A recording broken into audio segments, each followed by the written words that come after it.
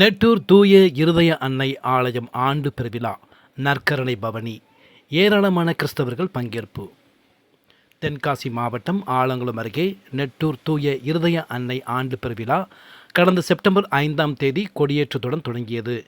இந்த ஆண்டு திருவிழாவின் 8வது நாள் சிகர நிகழ்வாக 12ஆம் தேதி மாலை திருப்பலி நிறைவடைந்ததும் நற்கருணை பவனி நடைபெற்றது. வாடியூர் பங்கு தந்தை அருட்பணி லியோ ஜெரால்டு திருவிழா திருப்பலியை நிறைவேற்றி நற்கருணை பவனியை வழிநடத்தினார். நெட்டூர் முக்கிய வீதிகளின் வழியாக நற்கருணை பவனி சுற்றி வந்து தேவாலயத்தை வந்தடைந்தது. இதில் ஏராளமான கிறிஸ்தவர்கள் கலந்து கொண்டனர். இதைத் தொடர்ந்து நற்கருணை ஆசிர் வழங்கப்பட்டது.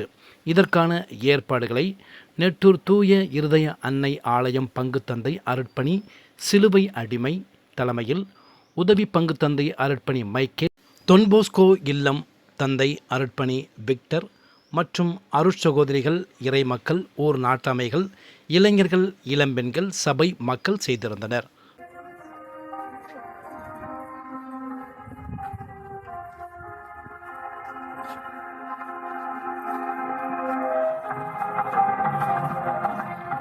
நம்முடைய ஊர் முழுவதுமாக ஏற்றி நம்முடைய ஊரை ஆட்சி